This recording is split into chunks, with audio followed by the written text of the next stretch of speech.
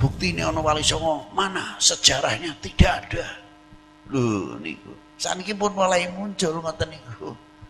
Mana buktinya ada sunan-sunan? Kan yang ada Sunan Abu Dawud. Loh malah kecelek sampai yang ngomong Sunan Abu Dawud. Wali Songo sunan-sunan ora ana kitabe. Katene apa mboten?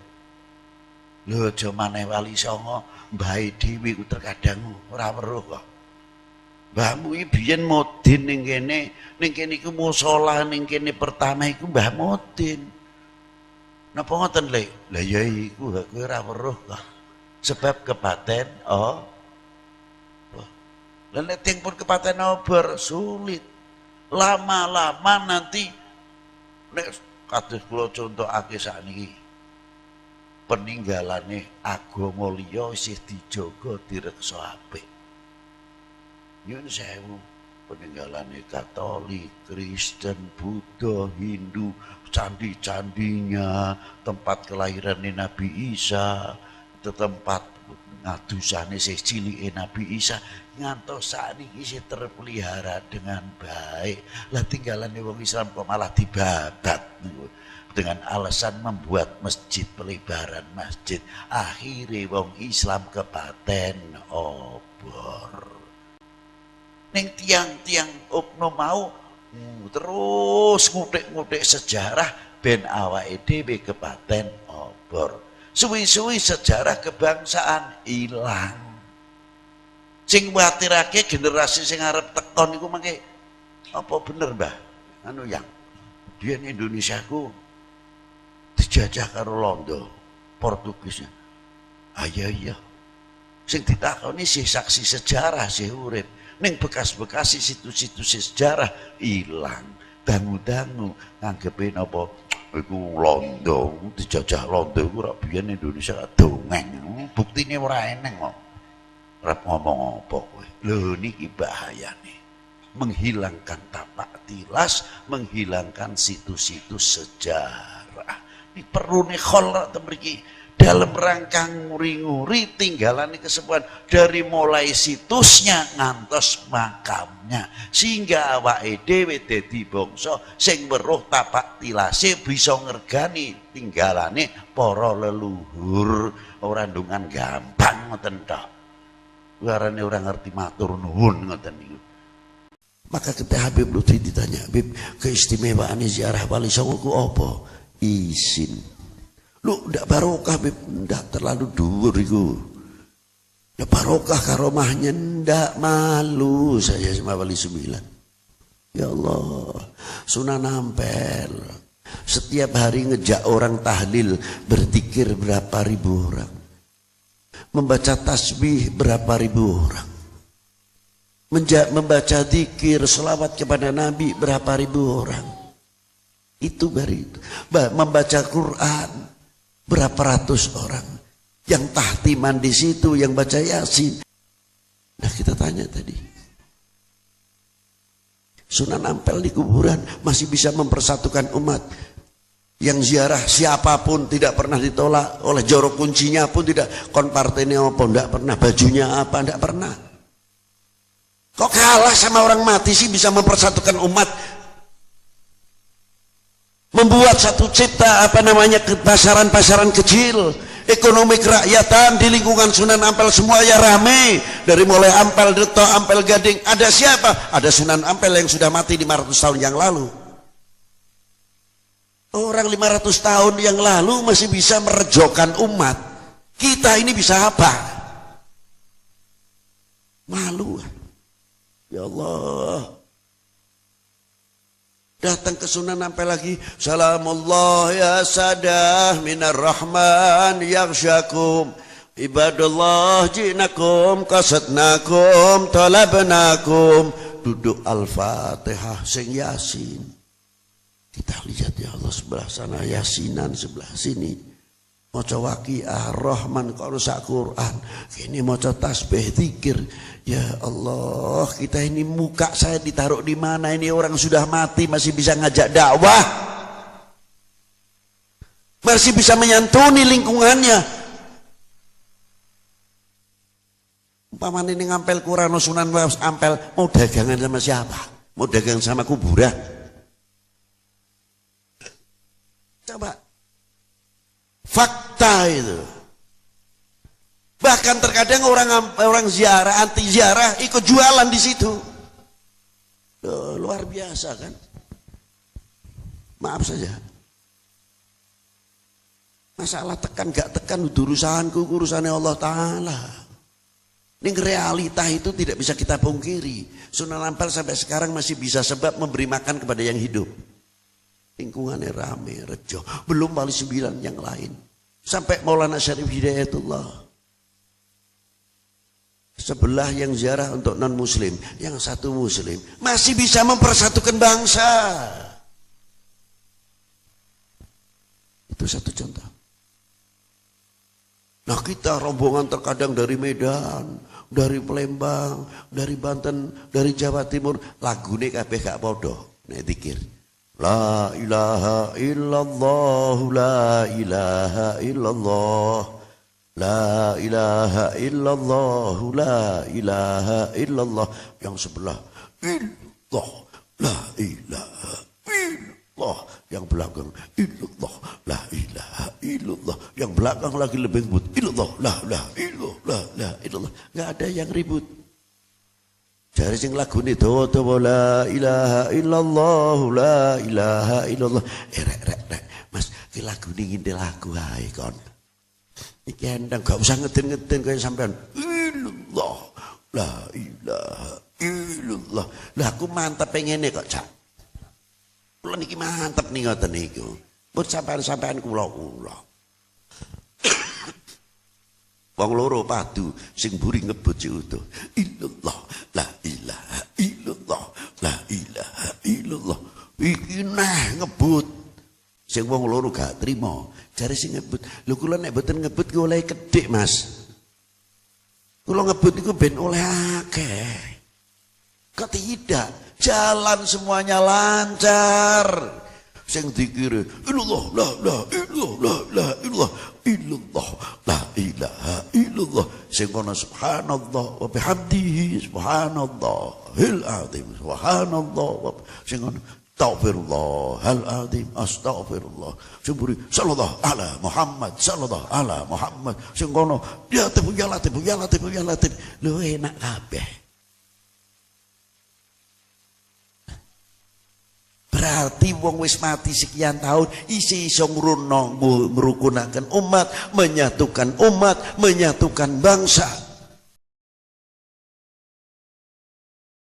Mestinya kita harus bangga. Sebelum kita makan apel punya orang lain, artinya luar, kita harus bangga makan apel apa yang produksi dari bumi pertiwi ini. Harusnya kita begitu. Baru kita akan bersaing ekonomi dengan baik, dengan maju. Karena apa? Kita fanatik dengan hasil bumi karya, bumi pertiwi ini. Tapi kalau kita lebih suka membanggakan orang lain, apapun yang keluar dari bumi pertiwi tercinta ini, tetap sandal jepit buatan Tegal, padahal kuatnya sama. Top Cibaduyut juga capnya sama dari Bogor, dari Jakarta. Tapi kalau tidak ditulis made in Jepang kurang laku. Padahal buatan Tegal. Nah sejauh mana kecintaan kita kepada Republik ini dan kepada bangsa ini, kepada bumi pertiwi ini, kepada tanah air ini. Harusnya kan begitu. Namanya orang kenal Indo. Yang keras, Indonesia kok ngelebut bangsane dewi lemes sampean. Gimana mungkin Anda akan fanatik? Harusnya bangga.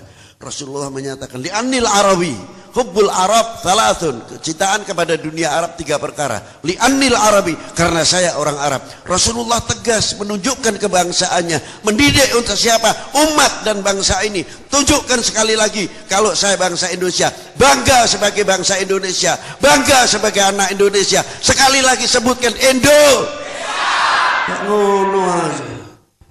Ngono arep ngelawan perang takon ndi sampean? Ya, laut mempunyai jati diri. Laut mempunyai kepribadian. Dan penghuninya hebat. Tidak ada orang beli ikan laut tanpa diasini lagi. Diasini lagi. Padahal mereka hidup di laut. Mengapa tidak asin? Mengapa tidak terkontaminasi? Padahal mereka itu hidup bersama dengan bermain di laut. Air yang asin. Limada? Umat Islam mempunyai jati diri. Tidak mudah cepat terpengaruh oleh apapun dalam menjaga akidah ini. Tidak cukup dikatakan fulus pindah akidah. Lah. Maaf saja umpamanya dibikinkan masjid saja sudah berubah. La ilaha illallah. Banyu laut itu sudah memberikan contoh bagi kita. Yang jero iwak laut juga sama. Itu satu sisi. Bagaimana selaku anak bangsa? Tanah airnya terjaga dengan baik. Bangsanya terjaga dengan baik. Tidak mudah terkontaminasi. Mempunyai harga diri, mempunyai jati diri. Tidak mudah. Budaya tetap masuk, tapi kita tidak tergilas oleh budaya. Karena apa? Kita mempunyai jati diri, mempunyai mahabbah, kecintaannya kepada Rasulullah, kecintaannya kepada Allah Ta'ala, kecintaannya kepada para ulama, kecintaannya kepada aulia, kecintaannya kepada bangsa ini, kecintaannya kepada republik ini. Maaf saja, saya memang sering kemana-mana berbicara masalah NKRI. Karena sudah banyak melentur, nasionalismenya itu sudah mulai melentur, kecintaan kepada republik ini, kecintaan kepada bangsa ini. Ini yang paling mengkhawatirkan.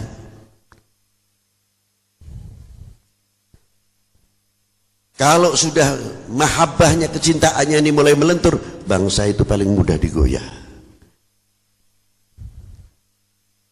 Karena apa? Mudah, jangan menyalahkan budaya orang lain masuk. Karena apa? Kita senang. Kita sudah bosan dengan budaya kita sendiri. Tidak dibangkitkan kecintaannya kepada bangsa ini, budaya ini. Yang kita milik sebetulnya budaya kita lebih kaya. Bangkitkan dulu rasa kecintaannya. Cinta pada tanah airnya, cinta kepada bangsa ini. Makanya oknum-oknum manusia kalau mau menghancurkan umat Islam, mau menghancurkan bangsa, ada salah satu hadis di sini diperingatkan oleh Rasulullah. Walaupun ini hadis menerangkan tentang kecintaan, tapi di balik itu kita belajar. Wal yatawaffatun nas fil iman ala qadri mahabbatihim fi mahabbati. Kadar bobot iman seseorang adalah tergantung kecintaannya kepada aku. Kalau kecintaannya Rasulullah kepada Rasulullah mulai melentur, umat Islam itu imannya semakin menipis. Kalau sudah imannya semakin menipis, dimasukin apa saja gampang, digoyah pun mudah.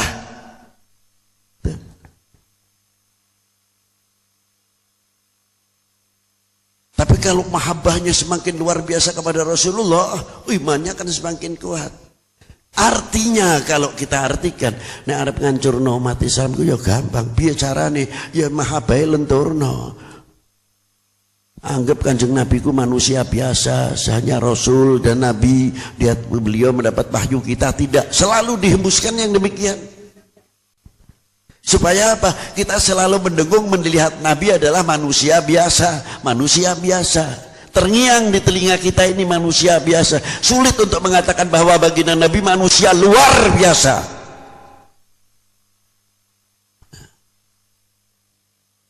Mudah digoyah. Akhirnya melentur. Apalagi kepada Rasulullah.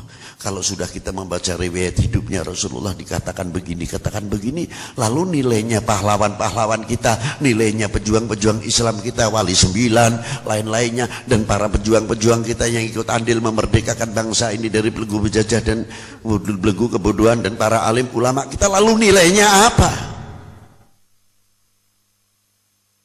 Coba. Ning zaman Kanjeng Nabi ku maca riwayate Kanjeng Nabi dak eneng maulid umpama. lalu nilainya ulama-ulama itu manakibnya lalu apa? Apakah umat ini lalu kepaten obor sama Rasulullah? Kita tidak tahu jauh, lebih tahunya sebatas Rasul utusannya Allah, selesai. Keturunan Quran bar. Apakah sebatas itu? Manakibnya yang lain, ulama-ulama yang lain. Kita mau takut, ojo diwaca ya apa maca Kanjeng Nabi ndak boleh. Lah terus harganya ulama yang lain nilainya di mana? Ma'asyiral muslimin rahimakumullah. Bagaimana Allah Ta'ala menempatkan Rasulullah jais di Sidratil Muntaha, sebagaimana Allah Ta'ala menempatkan Nabi Allah Musa dalam gunung Turisin. Setelah mengucapkan assalamualaikum ayuhan nabiyyu wa rahmatullah at-tahiyyatul mubarakatus salawatut thayyibatul lillah, Allah Ta'ala menjawab assalamu alayka ayuhan nabiyyu, bukan ayuha Muhammad, ayuhan wa rahmatullahi wa barakatuh. Rasulullah langsung menunjukkan sifat azizun alaihi ma'anittum harisun alaikum bil mu'minina raufur. Maka Rasulullah minta sama Allah, assalamu alaina wa ala ibadillahi hebatnya di situ. Kita makan enak saja terkadang lupa sama kedua orang tua. Dulu waktu kecil orang tua kita bagaimana ya Allah mencarikan sesuap nasi untuk anak-anaknya. Coba kalau kita makan kebuli yang apa, kita ingat orang tua kita di rumah, bagaimana payahnya orang tua kita. Sekali-kali, bukan saben hari, untuk mengingat kembali. Tapi apa orang tua kita? Yang ahli pertanian, yang ahli dagang, musim hujan kehujanan, musim panas kepanasan di sawahnya, di kebunnya. Yang kerja berat. Coba kita menengok, kenal sama orang tua, bukan mengertinya iku bapakku tok, itu bukan. Coba kita kenal sama orang tua. Orang tua-tua kita makan di warung, di rumah makan yang cukup sederhana. Terkadang cukup yang dia makan asal pakai kerupuk dan lain sedang. Yang penting kenyang. Sebab apa? Ingat kalau makan yang enak anaknya di rumah. Untuk sekolah, untuk biaya ini. Coba kita berpikir ke sana. Jangan melihat bagaimana rumahnya orang tua sudah mentereng begini. Tahu-tahu sudah punya kendaraan. Bagaimana cara merintisnya. Kita belajar dari itu. Bukan memanjakan setiap pribadi. Demikian didikan Rasulullah hebat, kepedulian kepada umat. Assalamu alaina wa ala ibadillah